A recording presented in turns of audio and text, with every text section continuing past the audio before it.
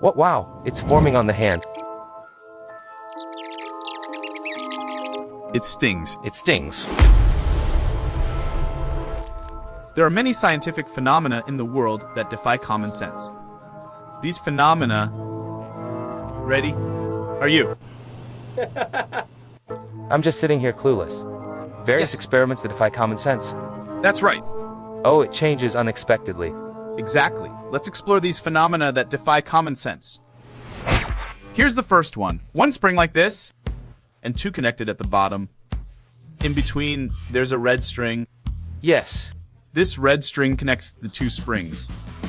Next to it, the yellow string and the white string are loosely attached. So, it's like this one string is holding all the force. Right. What happens if we cut the red string? I think. Yes. Cut it? Yes. Let's think logically. But logically, Logically then, yellow will tighten. No, both will. Yellow, white. exactly. Then the weight here, Yes. will naturally fall. I'm not sure. I don't know. yes! Why obvious? Just looking, it seems as this goes down, both tighten. Right? Intuitively, cutting the red string makes the side strings taut, and the weight falls. Shall we cut it? I'll cut it. Go ahead. Cutting the red string. Okay, scissors are in. 1, 2, 3. Huh? What? What? I thought it would fall. Right. It didn't fall. Didn't fall. Oh, it got taut but didn't fall. That's right. Why? Earlier, when the red string was connected, the spring below the red string was handling the weight of the two. So the spring was stretched. But the spring above the red string was also receiving the force as the spring below plus the weight. But when you cut the red string, two springs are holding the weight. Do you understand? Conclusion. The conclusion is, Ta-da! this was the first scientific phenomenon defying common sense. Ooh. This looks interesting. Now, Wood. There's wood in a slope. there's a round disc here. Yes. This is a structure I discovered. First, I'll place a common object on the slope. Then logically, Yes. it should roll down. Then she logically, Right.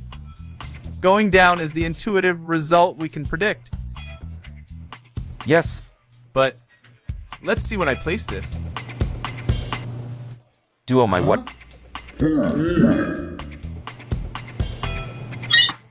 Now, let me place it a little lower here. What is it? Would you like to touch it? Yes. What? Nothing special. Right? It's a unique structure I discovered. Let me try it. It Yes. should go up. Huh? It's here. There's a weight. Like this. Starting from here. What's this? It's moving itself. Got it. What is it? Is it rolling using centrifugal force? Seems like you're using tough terms. Where do you think the center of gravity of this round tape is? Bottom. No, it's in the center. On an incline, when you let go, The center. moves in the direction towards the bottom. But if you look inside this structure I've discovered, let me dismantle it. Top! This is a metal ball. So, when you place this structure with the metal ball inside, it moves in the opposite direction because the center of gravity isn't central, but shifted towards the weight. Assuming the center of gravity is at the metal ball's position, it moves upwards on the slope, demonstrating how the weight's position affects movement.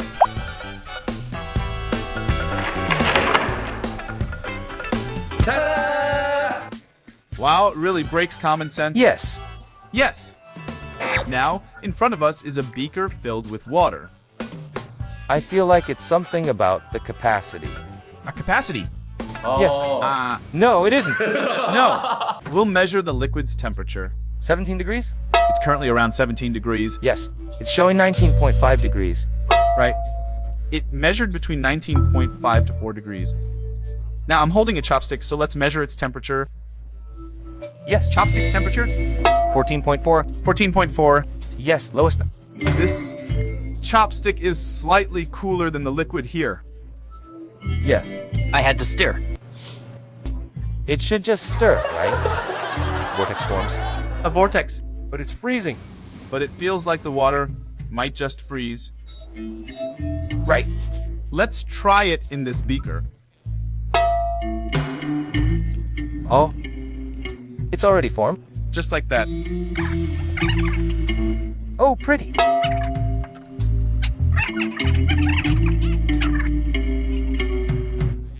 Many supercooling on YouTube, Oh, yes, right. but those usually freeze bit by bit. Just by putting in the chopstick. Right. Will ice form with something hot? Now, my palm is 29.7 degrees, and this liquid, 18.6 degrees. So, I'll try putting my hand in this liquid, Nothing, right? Yes. right? Let me try. Okay, let's see now. Your hand. Forming. Oh, what's happening here? It feels really weird, kind of tingly and strange. Does it sting? Wow, it's completely filled. Can you move your hand? I'll try. Oh, it floats. It's blocked. It's really sharp. Exactly. It looks like ice, Yes. and also like spikes. I've noticed Had to yes. there's a smell. This substance is called sodium acetate, commonly found in hand warmers. Sodium acetate. It's the substance that used to be in liquid hand warmers.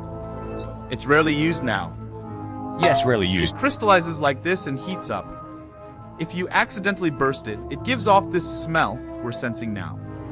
A sour, vinegar-like smell, like what we're smelling. Right, can you show what's inside? I'll try. Whoa, whoa, whoa, whoa. It comes out just like this. This is crazy. Wow! It feels like touching snow. To make this sodium acetate, we acquired acetic acid from the lab, then carefully processed to achieve this result, which is quite fascinating. The solubility of certain substances in water increases So- with temperature. That's why, once everything is dissolved and placed in an unstable state on this desk, it completes. So, just mix everything well and bring it. First, I enjoyed these mind-blowing experiments today. They made me question my eyes. You mean right? The knowledge and common sense I knew Yes! seemed shattered, a new experience. Right?